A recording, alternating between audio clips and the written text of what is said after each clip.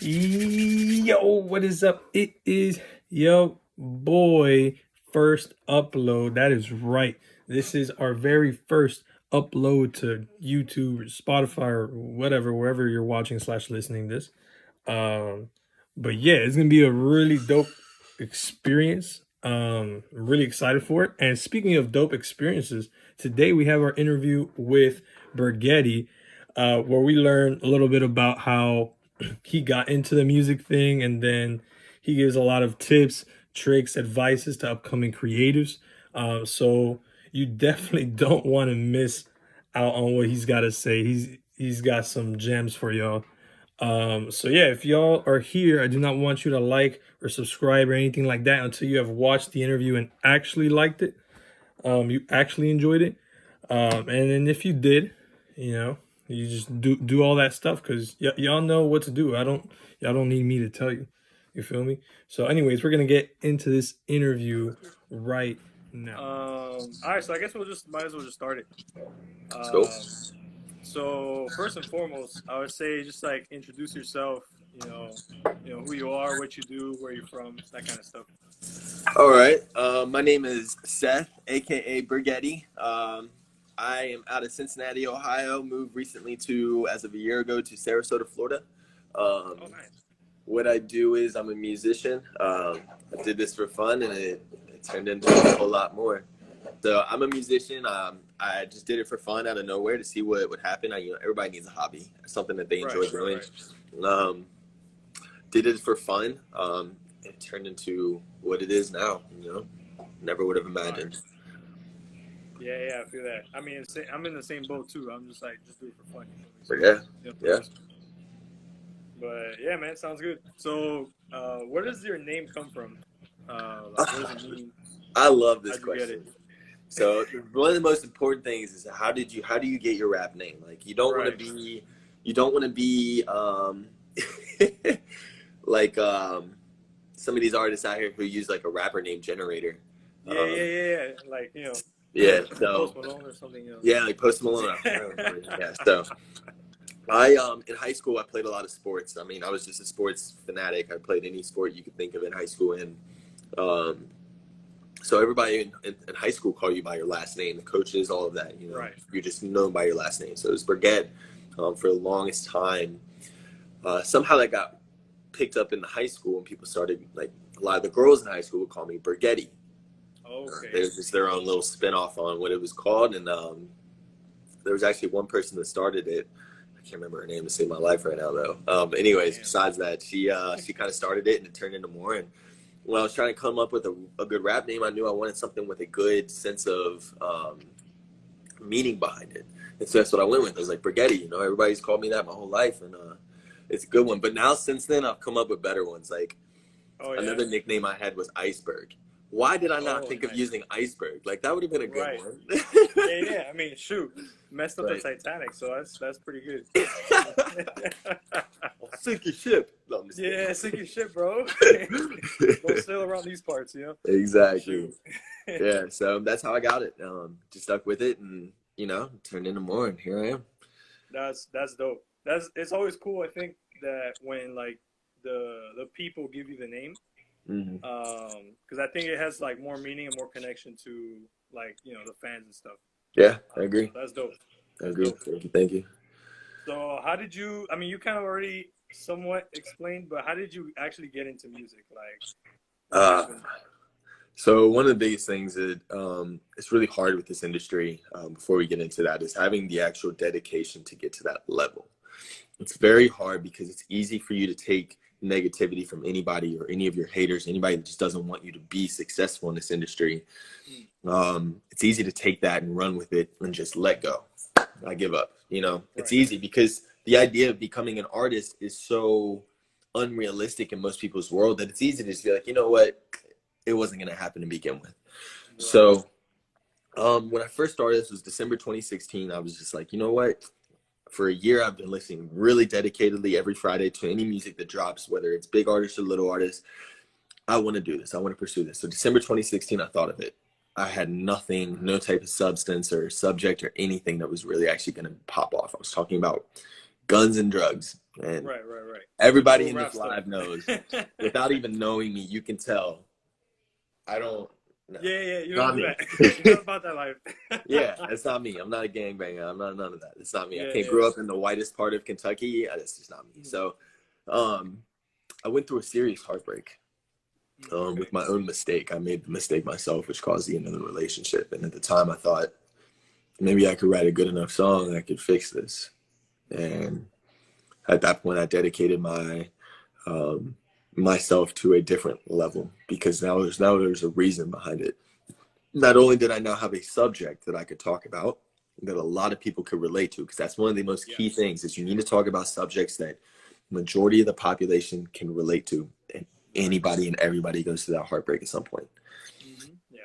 At the time I thought I lost maybe what was the one. I was 20 years old. I didn't really know anything about love, to be honest, to begin with. So it worked out in its own self, and we'll leave it at that. But I had something to work towards, and I had something that I was passionate about and wanted to get back, and I used that. So I spent all of 2017 practicing. I lived in the middle of nowhere, Kentucky, so I would go to work, get off at 8, come home from 9 o'clock until 3:34 in the morning. I was just analyzing any of my favorite rappers' bars. So I would go up onto Genius, pull up some of my favorite rappers, which at the time was J. Cole, Joey Badass, anybody with a good flow. I was pulling their lyrics apart and just trying to learn how to actually create this ability. Because when I first started, I was writing paragraphs. It was run-on sentences. And anybody knows when you try to record, you can't. It's just too much at once. You can't keep up with it. So once I learned how to break it down, it was a game changer. So I spent all of that time practicing, perfecting myself, because I really wanted this person at the time back. So I was successful with it. By April 2018, I had 2 tracks ready to release. I dropped the first one, and it popped off out of nowhere. It just popped, and it got the attention of a label called Corbel Records and Distribution, who reached out to me and said that they could push this even more. At the time, it was doing 100 streams a day. Everybody knows in the beginning of this industry, that is the most baller thing that could happen, is having 100 people listen to your track a day. So I agreed to their contract. I could leave at any time. There was no stipulations or anything that would cause me to be in trouble in the process. I grabbed a lawyer and all of that, and I signed. And next thing you know, that song hit 1 million in 9 months. And it was just mind-blowing, because I never would have imagined. I am not going to lie. I cried when I got the label offer. I cried when I hit 1 million streams for the first time. But at the same time, I knew that person was listening to my music. So I just pursued that really hard, and the efforts of trying to get the attention of this person, who I then lost the interest of doing so. I very quickly, created this amount of success in the process that was just mind-blowing. So yeah, that was just how it happens. You just, to really get in this industry, you need some type of substance, some type of subject that's going to push you to be dedicated to it. And at the time, that's what it was. Thankfully, I didn't. It didn't amount into anything, because my life has been a whole lot better since, and as I've reached new heights that I probably wouldn't have at the time. For sure. So that's how it happened, man. I had a reason to write and rap, and I had the right subject that everybody could relate to. And the biggest thing I tell to everybody in this live right now is there's called the 5 Ps. Proper preparation prevents poor performance. I spent that year analyzing, writing my own lyrics, practicing, making videos and posting them on Instagram just to get people's ideas on how they felt about it and what this and that, just to figure out how I could really attack this. Because I had friends left and right trying to do this with me, but they were falling and just giving up really quick, because it was terrible production, terrible flows, no subject, no nothing. Like, there was just no practice there. They thought they could just drop a song and it was going to perform. Yeah, it was going to blow up, yeah. Right. So at the time, I just was dropping songs and they were performing. And then you know what? I might wait, because I don't know if you got more questions for me that might relate to what I'm you're talking good, bro. about. Just keep All right, flowing, keep flowing. So it was cool once I figured out how to be able to drop music and stuff like that. But then came the process of learning how playlist pitching and marketing and all of those things come into play. Because, like I said, all my friends out here, even now I still run into guys like at the retreat. I ran into guys that were talking to me and they were like, you know, I've got a couple thousand streams on the song. You know, this song's got 5,000. I paid to get on this playlist. And right then and there, I stopped them in their tracks because that is a scam.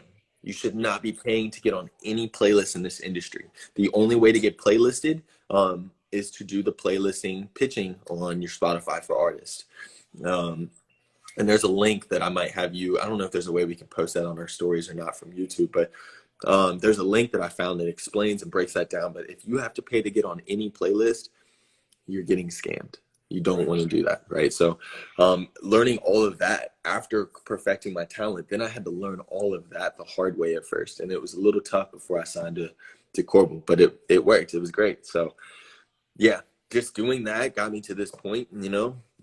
In a million years, you know, when I graduated high school, I was met some buddies this past weekend because I was in my hometown and we were all sitting at a table just kind of talking, and they were asking me a million questions about this, and because they're all surprised. Guys, I was the fuck up in high school that couldn't do shit right to save his life, right? Shoot, you and me both. If you would have told me senior year graduating that I would be right here, I would have put my middle finger up and told you to fuck off, like stop playing games with me. It happens. It happens. And I'm thankful to be here, but it was a process, you know, it was a process. I now recognize that. For the longest time, I had this issue of feeling like I don't belong here. This isn't my, like, there's a certain term for it in this industry, and I don't remember what it is to say in my life, but I just felt like I didn't belong in this industry. And it took me a while to like really, an outcast of sorts. I somehow got myself in here and I don't deserve to be. Once that check mark hit, it was a different story, and it's still mind-boggling to see that every day. But yes, that is it. I don't know if you got another question for me, because I'll keep it for hours. So I feel you on that, like on the whole like high school situation, because it's so funny. Like it's funny, bro. Like 'cause I feel like we have a similar story. Like it's crazy. And we haven't really like ever talked about this sort of thing. It was so funny, bro, because in high school, like I was told by my guidance counselor that I would live under a bridge, like type stuff. Is that even legal? Yeah. I don't know, but it happens, right? So now because of that, like a goal of mine is to own a bridge, like in my house. So have a little bridge from the hot tub to the pool. Have like a little bridge, like have like a koi pond under or something. I don't know, like 100%. own a bridge in my house, you know. But yeah, I feel you. Like it's like it's a similar situation, right?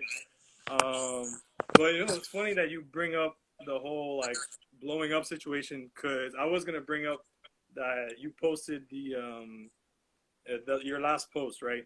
That the whole list of you being, I think it was the third, right? Yeah, third most streamed rapper in Cincinnati.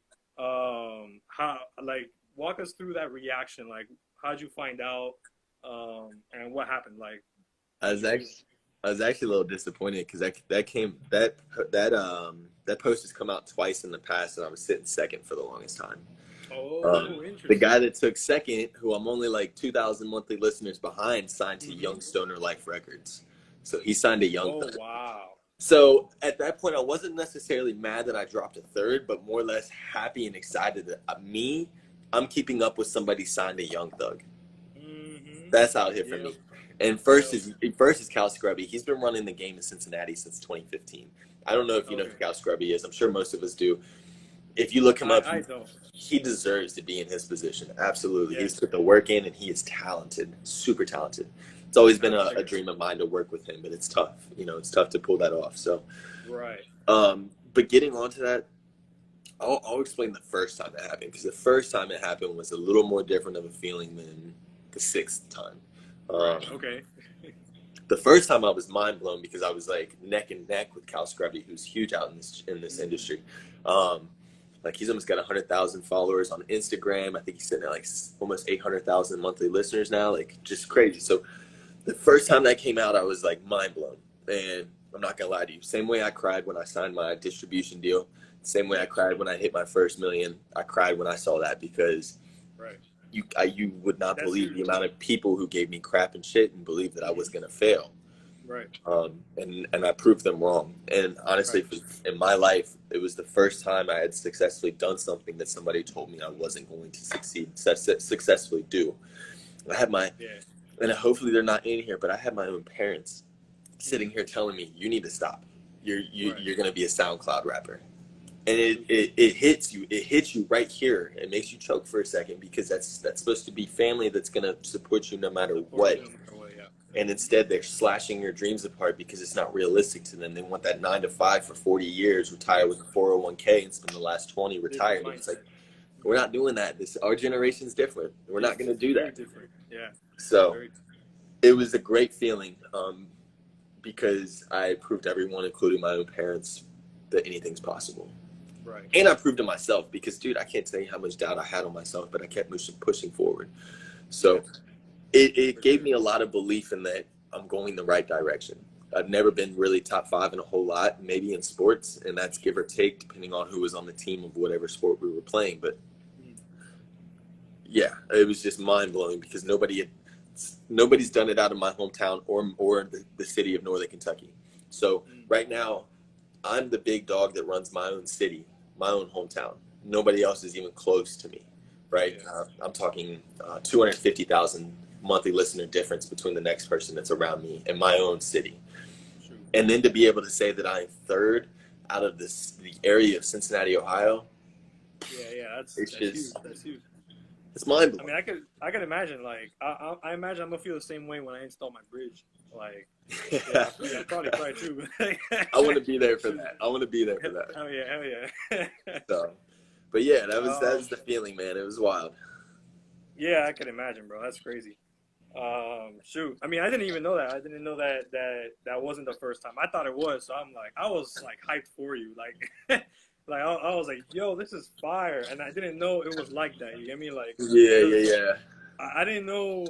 Like I said, I didn't know anyone in the retreat. So I had no idea what I was like walking. I didn't even know that. I didn't know you didn't know anybody. I didn't know that you were the one that got the ticket, right? Yeah, So I was a fan. Absolutely. So one thing that I'm actually kind of interested in, if you wouldn't be doing music, like what would you be doing like instead? I don't even know. To be honest, looking back prior to doing this music, I don't know how I was living life. Like, now that I do music, I've got so many other ideas, because I know, first and foremost, this music is not going to last forever. Right. So I've got other ideas, label ideas of my own, signing artists myself and pushing them on playlistings, like all these different things that I'm going to continue on after this. But I don't know. I don't know how I was living life prior to this. I wasn't doing anything. I had just graduated high school. I was just sitting in the middle of nowhere, Kentucky, just doing a 9 to 5 and hanging out, not really doing much. And so I think that to myself every day. Like, and I come to the conclusion that I really, not that I actually was, but I felt like I was a nobody prior to doing this. Like, this has really kind of made me who I am. And at the same time, has made me realize what I do want to do with my life, what I do want to do from here, what I want to do in the future, how I want to help others, all of that. I don't know what I would be doing. I would probably be very unhappy with whatever I was doing. I would probably just be in the normal life of society that lives today, and just be doing a 9 to 5 and coming home and smoking some weed, going to bed, and doing it all over again the next day. So I'm happy with jumping outside of the normal boundaries of life. Yeah, for sure. And look, friggin' Big Mike says he's playing in the NBA. Yeah. That's funny. He'd be playing basketball in the NBA. Dude, this guy was like 6'2", and he's telling the 5'10" and a quarter guy that he'd be playing in the NBA. Right, playing in the NBA. This guy, man. So, cool. All right, cool, man. So, like, next thing is, what do you think are the main reasons for, like, your success today? The dedication. Like I said, proper preparation prevents poor performance. You can be good at anything you want as long as you put enough preparation into becoming good at that thing. Okay, no matter what it is. It's just a matter of how bad do you want this? Because we all know if you want something bad enough, it's inevitable. You're going to get it. It's going to happen. It's just how the law of university works. The law of the universe, works. You will get what you dedicate yourself to do, no matter what in life. If you want to be the best, the best garbage man out there. Be your best at it, and you will be the best at it. You know, it's just no matter what you want to do. So that educating myself, you know, first and foremost in this industry, it's a pay to play industry. No, I was talking about the law of the universe. It's a different thing than law of attraction. Aside from that, it's like an EA game. It's an EA game. You got to pay to play. Yes. So it's a paid to play game. You can't expect to come into this industry and try to do everything for free and get somewhere. You got to pay for a producer. You got to pay for cover art. You got to pay for that beat. You have to pay for that beat. Okay. Yeah. You gotta be willing to do all these things to set yourself up correctly, or you will fail. You won't get to that level because all of these things matter. So educating myself on that, learning about playlisting, that was one of the key things. I'm going to tell you right now, when I learned that in 2018, you know, the Spotify app's only been out since 2015, 2014. Right. It's pretty relatively new. Yeah. It was only 3 years old at the time. Nobody necessarily knew about that, but the major labels. So when Spotify rolled that out on a YouTube video and explained how that works, it was game over. And I had found that video and only had 1,000 views. Now it's got like some 300,000-400,000, right? Which is still low in my opinion, but that just explains right there how many people don't actually know the information they need to know to get to that next level. Playlisting is the key, right? So just educating myself and the correct preparation has got me to this, and dedication. Like I hated being a nobody. I hated being the fuck up for so long. I hated being all of that, and it was time for a change. And I did that. I grabbed life by the nuts and I made it mine, you know? Yeah. All right, so I got this last question for you. It's more like a two-part question, right? All right. So what's your 5-year plan in terms of music, and then outside of music? Like what do you have planned for the future? So biggest thing I have planned next is getting my LLC to have my own label. So I'm going to create my own label. Then I'm going to turn around and try to see if I can't pull off receiving some grants. If I can do that, then I can have some funds to be able to push some other artists to be a part of that and then break it down. Not only that, but I also want to do a process of like seminars to educate other younger artists. And that thought came into my head when I was at the Orlando retreat, because I swear out of 30 guys that were there, 10 to 15 explained to me that they've paid to get on playlists and they feel like it's a bot rigged playlist, and it is. So it made me realize the amount of artists that, you know, I wish I would have had these things in the beginning. I had to learn the hard way and figure it out. Yes, I've paid to get on playlists. When I first started, I was doing that, and it was terrible because it was $20 at a time.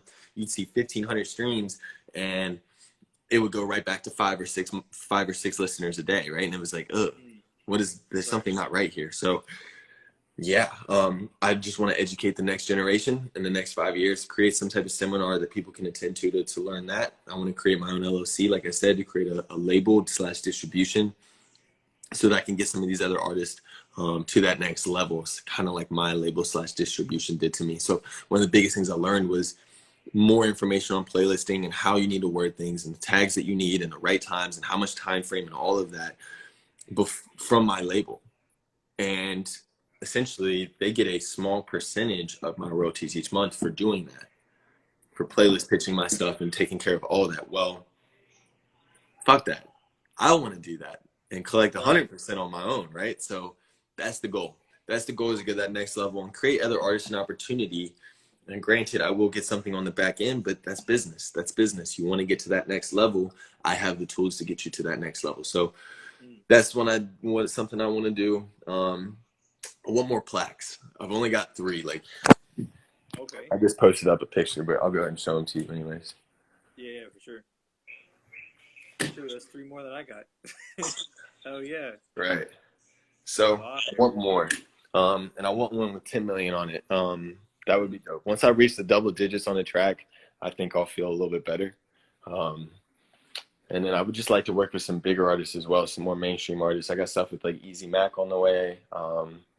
I'm still trying to reach out to Cal Scrubs, but that's a pain and a half because he's just so big and doesn't have time for, you know, unless you're really, really popping off. But I think I'm getting to that point, in my opinion. But so there's a lot of things I want to do. I want to, you know, build my own personal things in life. We need to talk.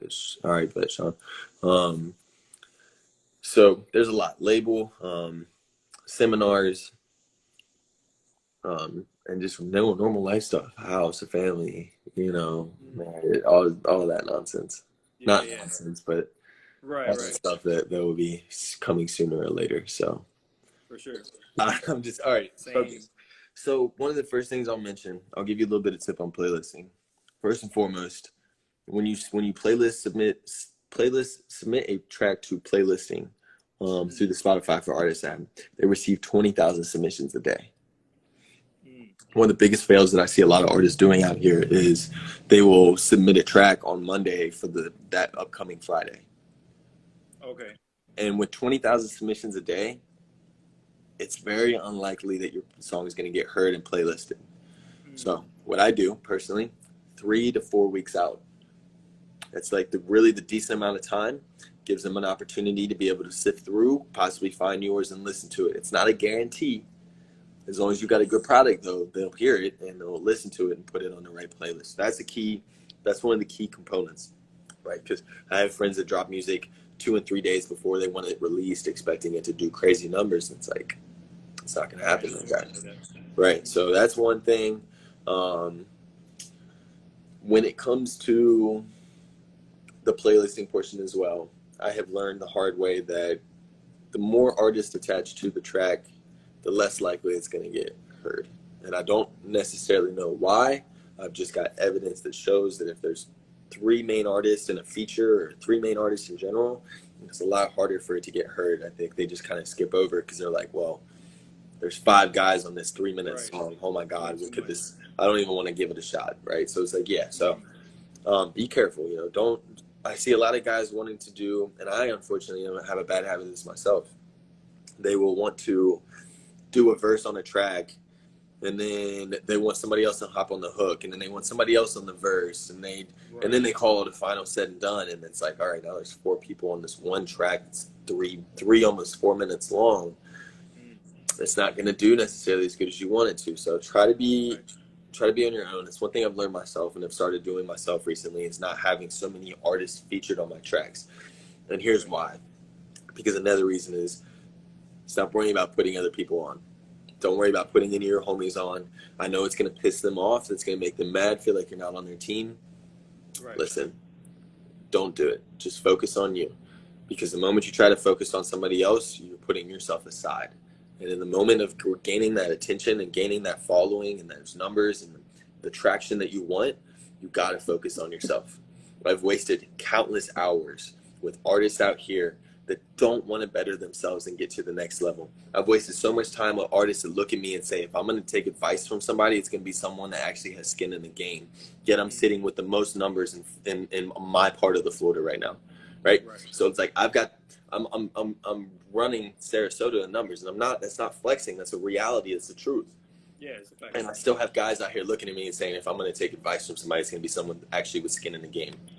Right? So it's like, don't worry about other people anymore. Just focus on yourself. And if somebody asks you for something, you know your worth.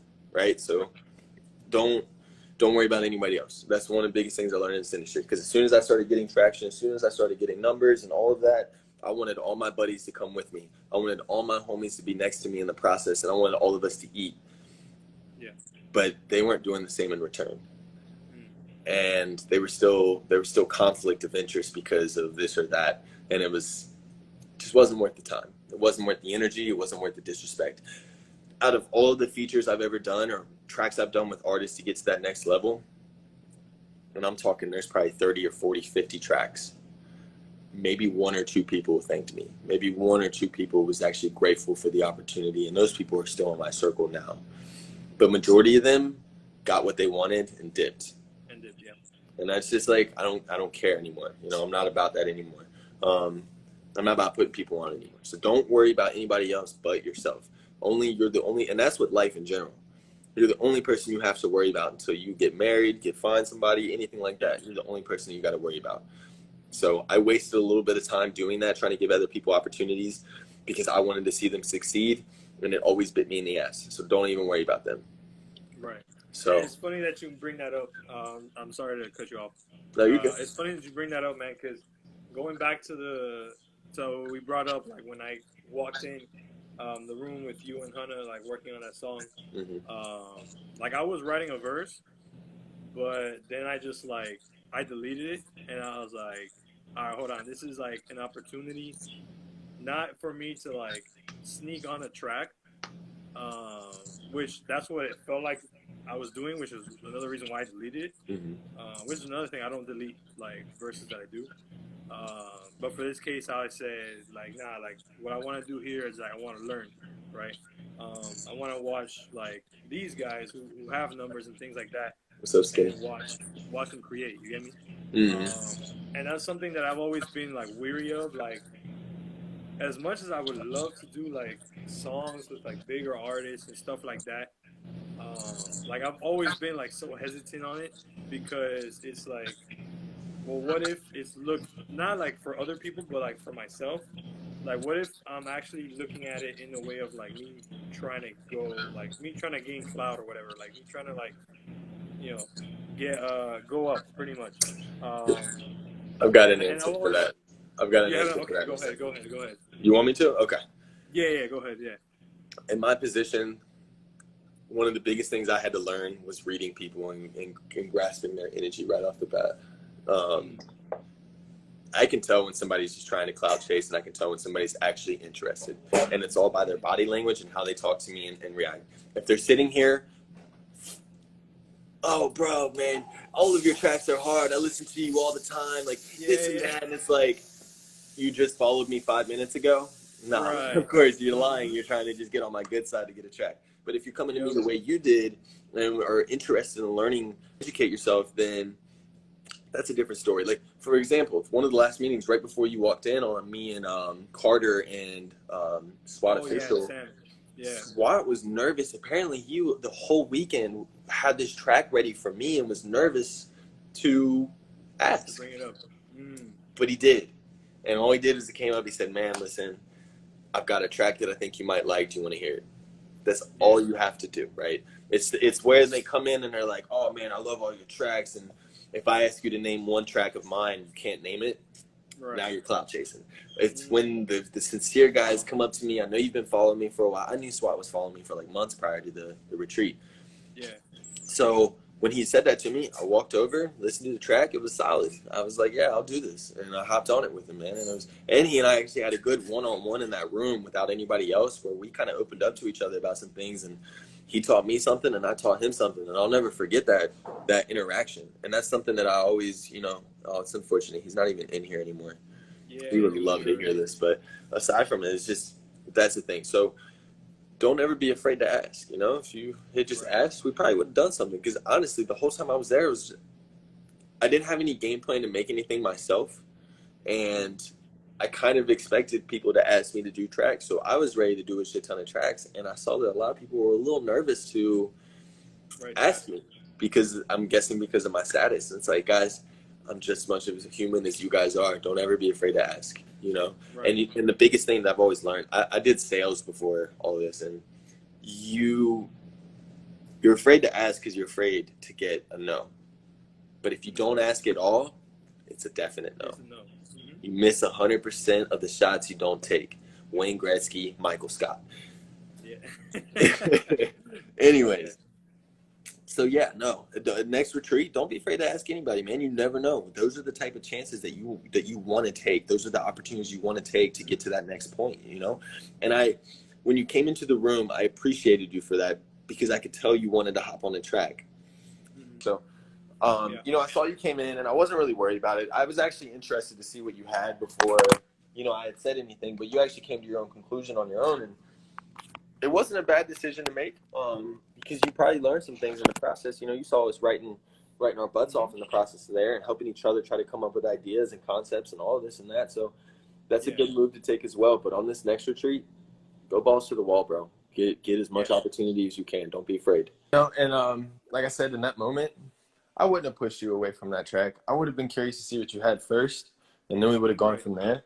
Because we were really digging down in that opportunity, and I had just gotten a whole beat pack that I really liked. So I was a little nervous because I didn't know you well enough yet, and so at that point I get nervous because I'm like, it's a touchy I get you.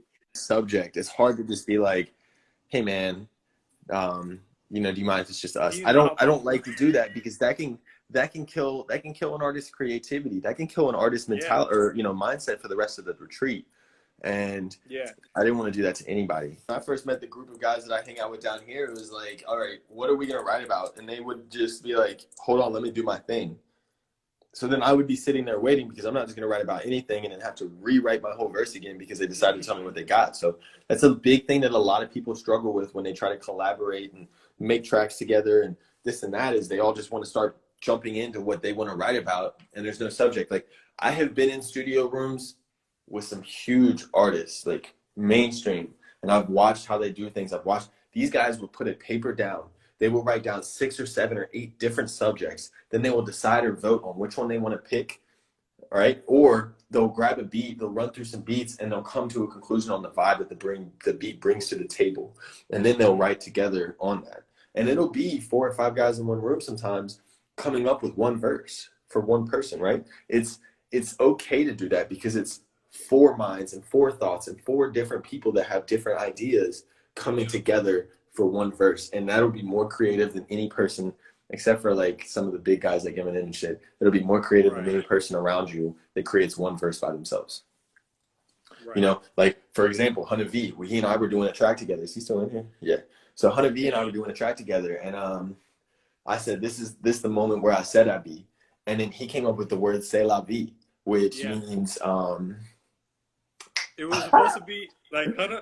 So Hunter said it was supposed to be like goodbye or whatever. Yeah, it was goodbye. That's what he said at first, and then we found out that it was like it had to do with my last. It had the same meaning as the last sentence that I had, and it worked out great. And it was French. Oh yeah, comatose. Right. And the comatose thing too. Like it was just created because I was getting some struggle. I was having a little bit of a struggle in the moment because I was extremely exhausted first and foremost, and you know, to have those guys there and help me write, it was just a good feeling. It was a good experience. So Shu, I don't know if you have anything else you want to say, or we'll just end it like, you know, however you want to go. Man, some of the last things I got for everybody is don't be afraid to chase this dream. It's not difficult. I was that nobody in high school. I was that person that nobody liked because I was so immature and just off the chain because I had ADHD, which was really ridiculous. But I was sitting at a table full of a bunch of guys from high school this past weekend, and we all agreed. If you would have told me this in high school, I would have laughed at you. I wasn't even listening to music like that in high school, right? So I was like, if I can do this, anybody can do this. You just got to put your mind to it and dedicate yourself to it. You'll only get as much out of it that you put into it. So stay involved, stay into it. Don't be afraid to take risks. Don't be afraid to ask people to do things. Don't be afraid to just try to make moves. That's the biggest thing, is you got to be willing to take risks in this industry in order to get to that next level. If I didn't take the risk of signing to that label, even though I was terrified to do so, I wouldn't be here now. I wouldn't be verified. I wouldn't have 40 million streams under my belt. I wouldn't have worked with some of the artists I've got. I wouldn't have proved everybody in my life wrong, including myself. So don't be afraid, you know? And that's really all I've got. Never made any music in high school, never even wanted to do it. Thought, yeah, exactly, see? Right. Exactly. So, yeah, anyways, that's really all I've got, though, guys. Don't be afraid to do anything. Don't be afraid to reach out to me, anybody that has questions, concerns, comments, anything like that. And, yeah, man, I appreciate you so much for having me on. Yo, thank you so much for making it this far into the interview. I hope you've gained some kind of value from it, some entertainment from it. I'm going to be leaving Burgettii's links somewhere around here so y'all can go ahead and check him out. And yeah, really appreciate you. I will see y'all on the next one. We out.